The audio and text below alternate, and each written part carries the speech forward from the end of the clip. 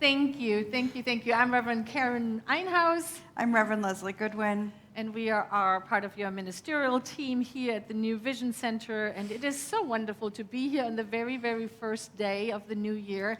Happy New Year, frohes neues Jahr, all the good, all the good. We are so blessed to be in community, and I am so excited that all of you came here regardless of the weather, and that is the very first day, and that you're here, and all of you who are joining us online, welcome, welcome, welcome. Bless you for getting up. Yes. So we are just going to roll with this and see how this goes. So, All right. if you have more questions, we will not get through all of these. If there are more questions, we'll collect them and we will answer them probably in the newsletter. So we'll make sure we have them. All right, well, I'll start off. All right. Oh, here's a question from Bryn. Do you like being a Rev at New Vision Center, and do you like coming every Sunday? Well, you know, there has been maybe one Sunday in the last 15 years that I didn't like to come. But yes. So I'll start answering it, and Absolutely. then I'll pass it to you. So I found the New Vision Center in 2007 when my life needed an up-leveling. It needed some freshness because I was stuck. I was stuck in an unhealthy, unhappy marriage that had just run its course. I was living in the house on the hill, and I heard a voice on the radio, and that was Reverend Michelle Medrano, who used to be the senior minister here. And she said, New Vision Center, a place where we look at our stuff differently. And from that moment on, I came the following Sunday, and I've never left. I just never left.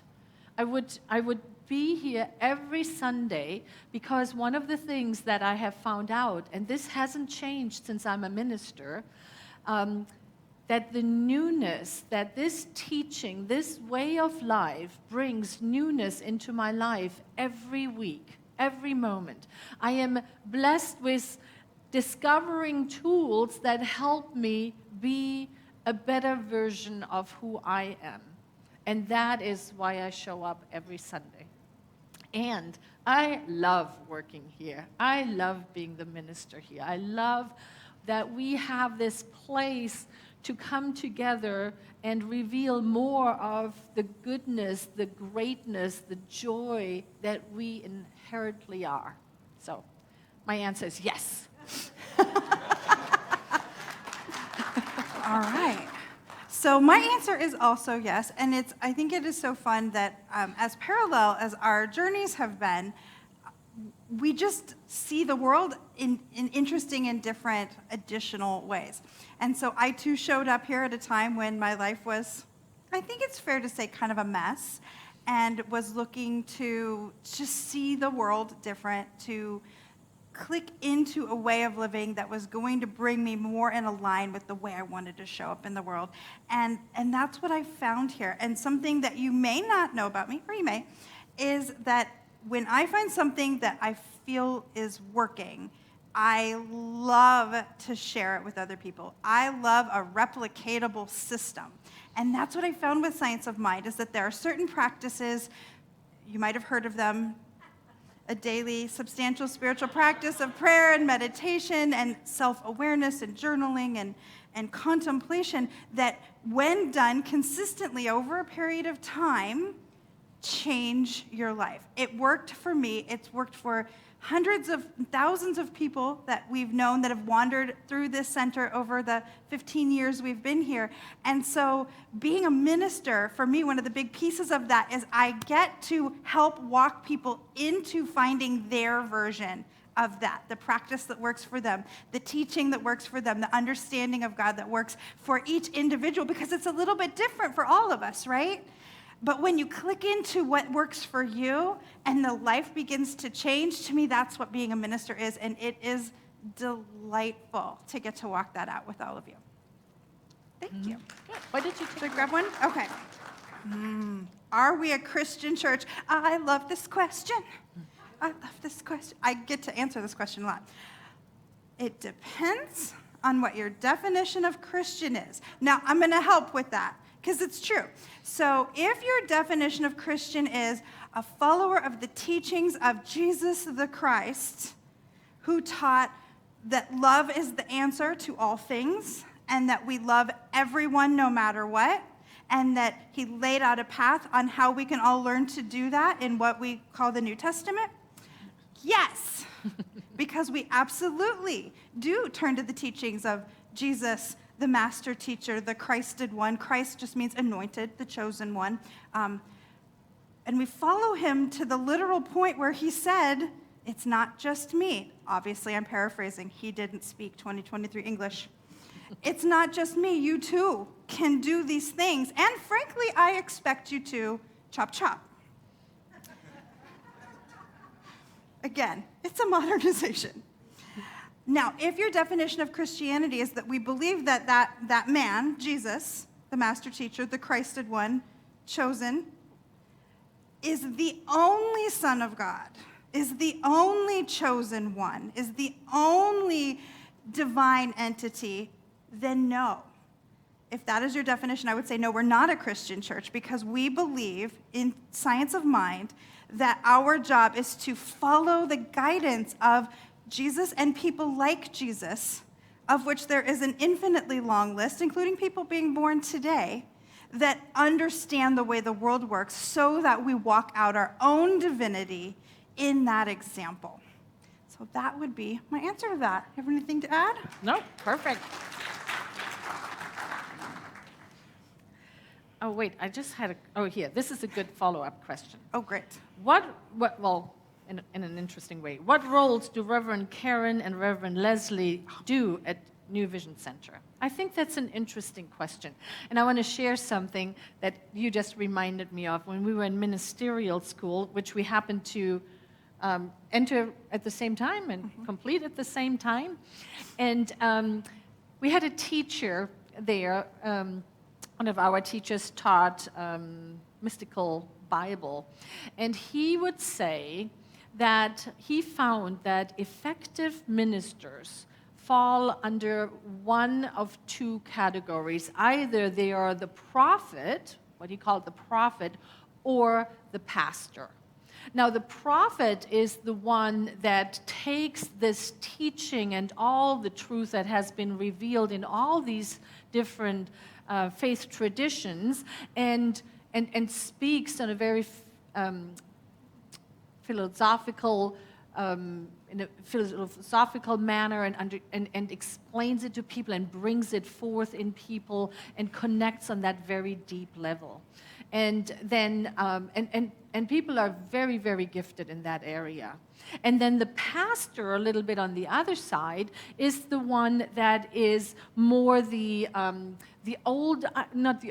traditional idea of a minister, which is the shepherd, which is the one we go to when we're falling down, right? The one that we look for when we lost our way, the one that maybe has more of a practical approach that can help us live out this teaching more. And so in ministerial school, one day I was thinking about the two of us, and it became so clear to me that Reverend Lezli is really the prophet, right? She has this wonderful way of telling, of taking these ideas and understanding them and sharing it with the world in a beautiful, eloquent way. And that I am really the one that is more on the practical side, that, takes this and says, okay, so how do I walk this out and help the people? How do we walk this out? Now, of course, if somebody has a crisis, they call Reverend Lezli, and she is there for them. Somebody wants to talk philosophy with me. Yeah, I can do that. If I get stuck, I switch into German, and then we're good, right? But you see the difference there. It's not that one is better than the other. It's just two very, very different ways. And that is really how we have, over the last 5 years this year. Five and a half. Five and a half years. how we have taken all that is ministry and seen where do you shine, where do I shine, and how can we work together to make sure that we fulfill the needs of this community. And so that looks like that Reverend Lezli is our director of adult education, right? So she's looking at what is needed, what curriculum would really serve the community this year, things of that nature. And I do things like, I work on the business side of this organization. I am the corporate secretary, and I get to, work on budgets. Yay me! So, Yay me! And at the end of the day, at the end of the year, we come together and we realize what a blessing it is that we get to do what we love to do. Would you like to add something? Yeah, I would add just like on a technical side, yes, I do education. And on Karen's side, in addition to the business side, you would more see her overseeing things like congregant care. On my side, you would see me overseeing circles, which is lay-led shared study.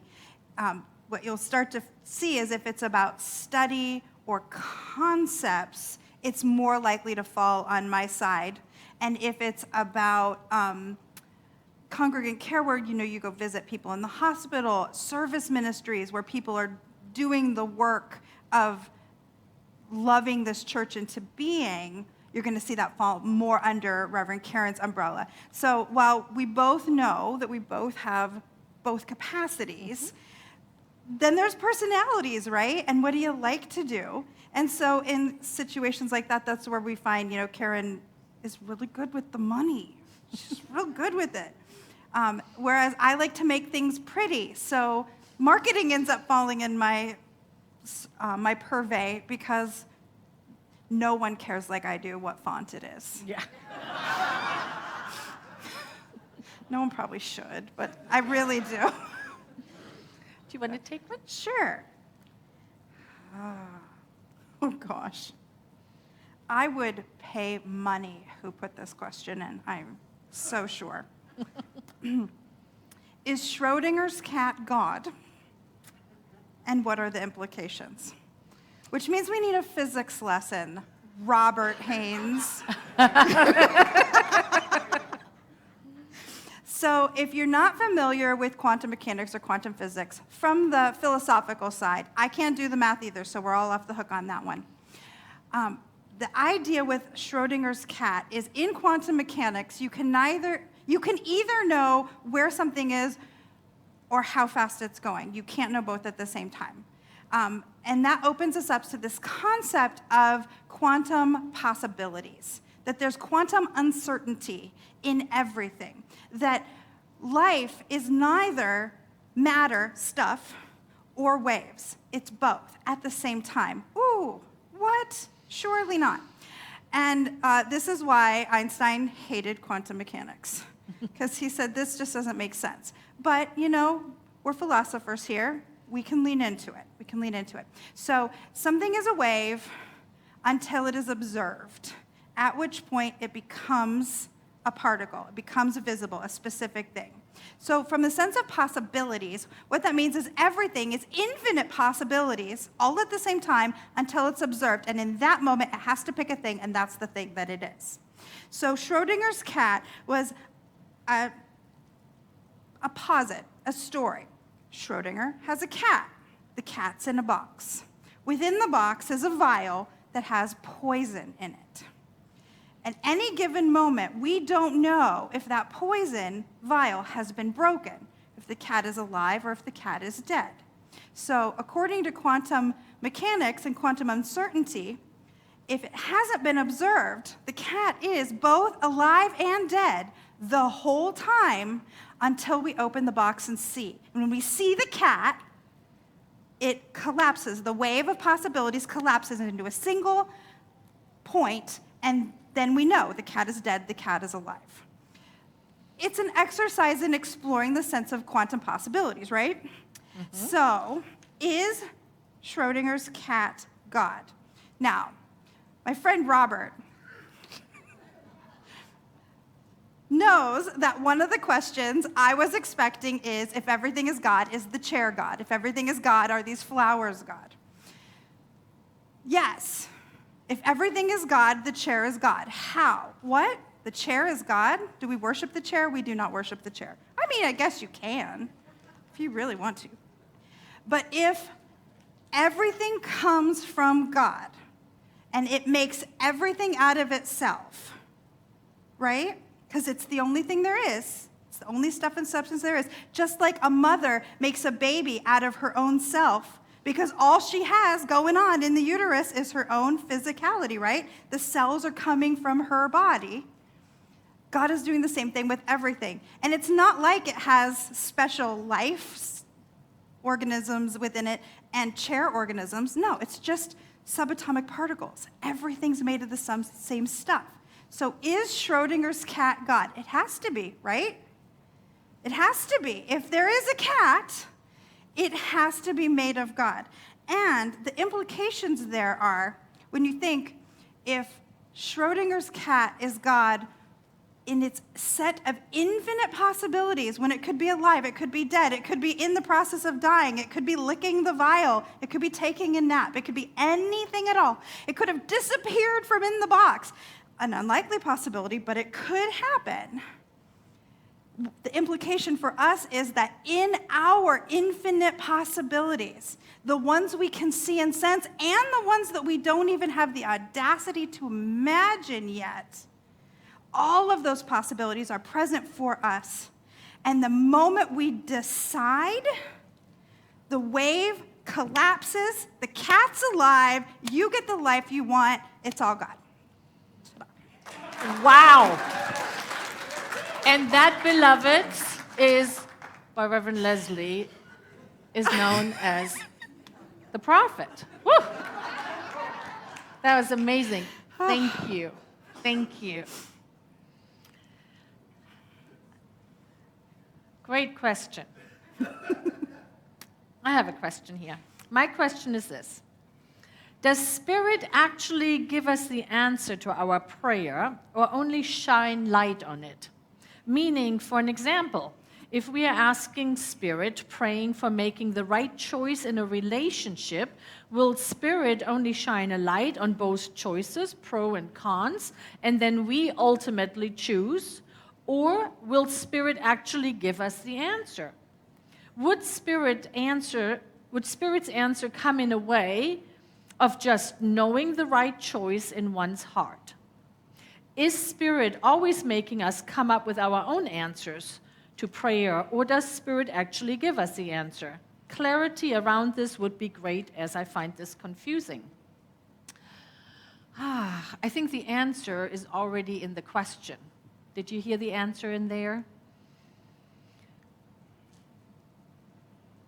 I think sometimes we would like Spirit to maybe write the answer on a billboard as we are driving down the street, right? I have this thing that I am churning on, and I don't know which way to go. Wouldn't it be wonderful? It would say, Karen, choose the right path, or the right person, or whatever it would say, right? Or maybe name and address would be really nice.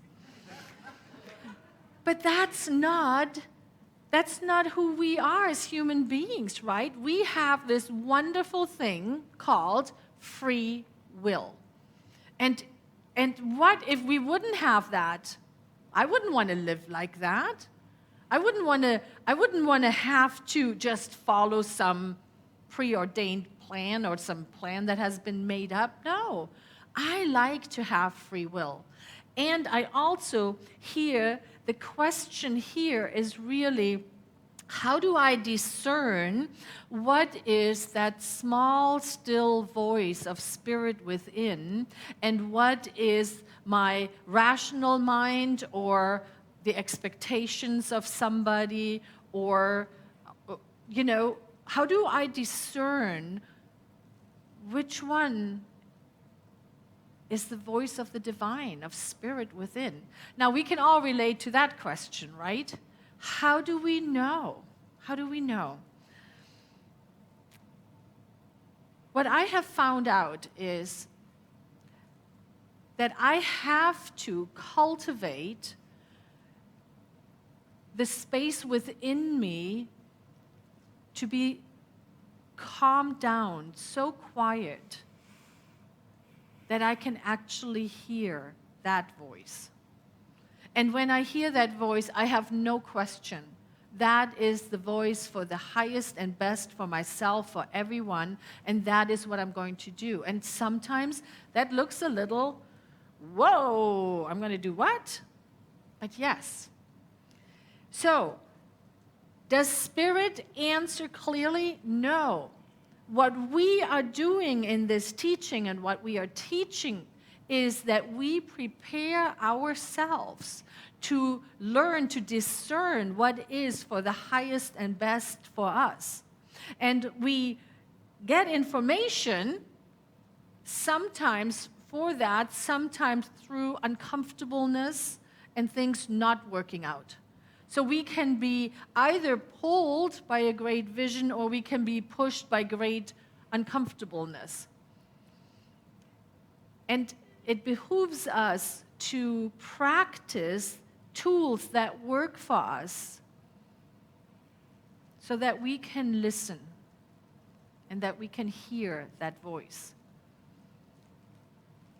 And that is where that wonderful term that Reverend Lezli coined comes in: daily, substantial, spiritual practice.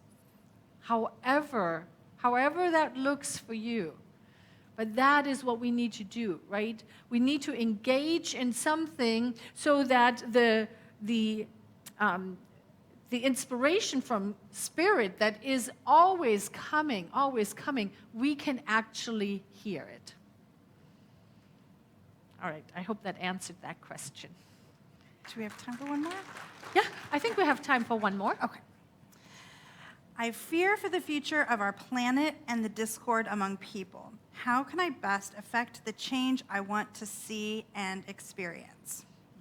I'm so glad someone asked this. I think that it is something that comes up a lot amongst the kind of people that gravitate towards a place like this. And I think that we have some misunderstandings in our, dare I say, jargon around science of mind, the teaching, the philosophy of science of mind. So there is a phrase that comes directly from Ernest Holmes, that comes from his Sermon on the Sea, where he says, "Show me someone who is for something and against nothing, and I will show you the next Jesus, the next exalted human being." And that has often been mistaken to mean I should only look at the good things and never look at the bad things, and I should pretend like the bad things aren't there, and I should turn away from them and just pretend like it's not true. And while putting our attention on the positive and not putting our attention on the negative is, in fact, helpful to our, peace of mind, that's not really quite what he meant. What he meant was, in any situation, say the environment, we feel how we feel about it, right? We have a feeling tone about it that might be, I think that we need to use less fossil fuels and more renewable energy to protect the ozone layer, or fill in the blank other opinion, right? We can either put our energy into protesting fossil fuels and pipelines and pushing against what we don't think will work and is good. Or we can choose to put our energy on what we think will work, can move us in the best direction, and put our energy towards funding, supporting, energizing, educating the positive. We only have a set amount of energy in our individual finite human lives, right? We're immortal and infinite, but in this particular body, in this particular personality, we've only got a set amount of energy. And most people kind of split it between fighting what they don't like and putting energy towards what they do. When we put all of our energy towards fighting, the challenge there is there's no "and now what?" So you beat the fossil fuel folks. Great. Now what? When we put our energy, our consciousness, our prayer, our meditation, and our action toward the positive, we are already not supporting the thing we don't want to support inherently by putting all of our energy toward the positive. And we have a much greater likelihood of energizing other beloveds to come along with us in the direction of the positive, good, and new. Usually when people are afraid to stop the old, it's because they cannot see the potentiality of the new. They can't see the possibility of the new. So when we want to bring about and support the change we wish to see, we figure out what the new is. We figure out what the good is. We put all of our energy in turning towards that, which inherently releases the old. And it's okay to say, hey, I don't dig fossil fuels, so I'm doing this. But we don't drain our energy on the negative, which is why we wouldn't pray for no more fossil fuels and all the fossil fuel companies to go away. That is not what we pray. We pray that the energy gets put into resources that are renewable to support the environment. We don't pray that the warlord dies in a fiery plane crash. We pray that peace rises up from the people in the area that is war-torn, and that arms get laid down, and that the peace movement is supported. And we encourage beloveds around us to join us in that consciousness and that action, and that's what changes the world. Yes. Wow, time is flying. Look at this. It's going so fast. All right, so I think we're going to just talk a little bit about this one, and then we're going to wrap it up. Here's a question. What's the best way for new or returning members to become involved and meet new people? Ah, what a great question. What a great question.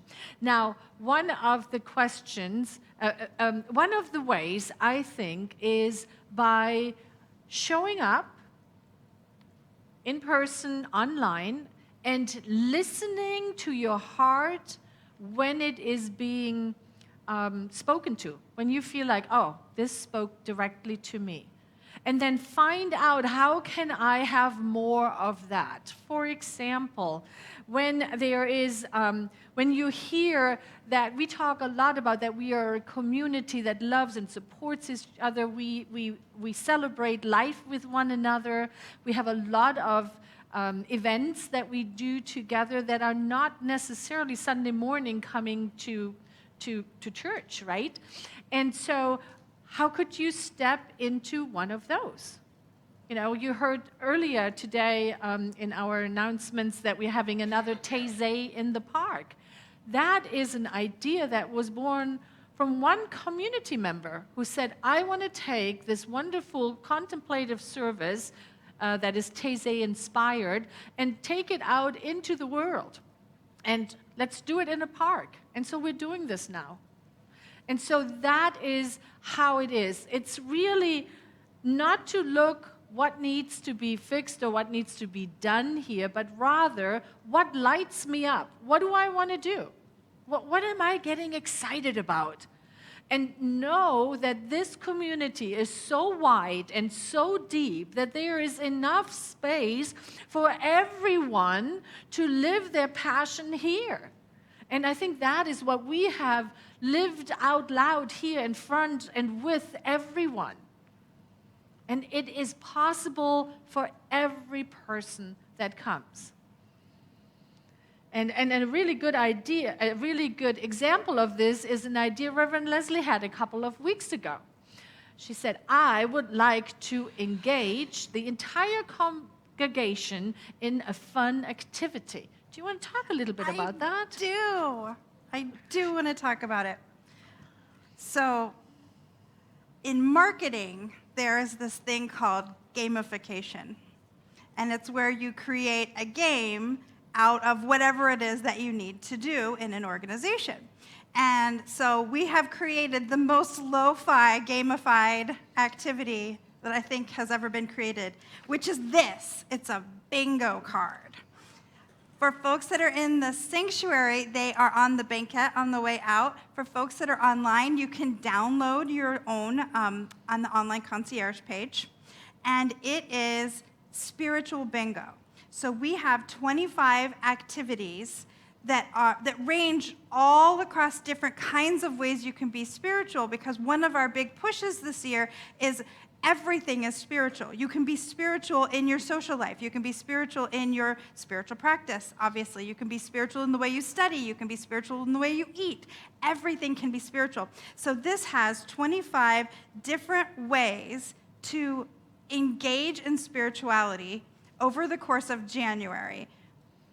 Some of them will be expected, some of them won't be. It is age neutral, so Addie can participate, and so can, I'm not going to even try to guess who's the oldest in the room, and everyone in between. When you have it all the way filled out, we have a little prize for you. You can turn it in at the concierge table towards the end of the month, and you'll get a little prize. We want you to be trying, and we want us to be trying things maybe that are outside of the realm of what we would normally do, to explore the community, to get to know each other better, and to deepen into creating our own daily substantial spiritual practice. Yay! Yay! Play bingo. Thank you for all the questions. We have clearly not gotten to all of them. And so we will go ahead and answer them in the newsletter. And I know there are some that came in online. We will get to all of them. But I think at this time, this is probably a good time to complete. And thank you for the questions. And would you pray us out? I would love to. Please join me in prayer. Oh, what a delight it has been to come together in consciousness on this deep way, to acknowledge together that while we may not know that we know, Spirit within us always knows that there's indwelling power and presence in and through and as each beloved one, each one in the sanctuary, each one on the online campus, each who has ever called New Vision home, and each who ever will, that all beings everywhere are possessed of this intuition, this indwelling, still small voice that always leads and guides us rightly. And so as we deepen into this new year, opening up to all of those senses of possibility, what I know for each one of us is whatever is on our heart this day is healed. We don't have to do a thing. Spirit is in us, whispering the answer right into our heart, and we follow that guidance with ease and grace.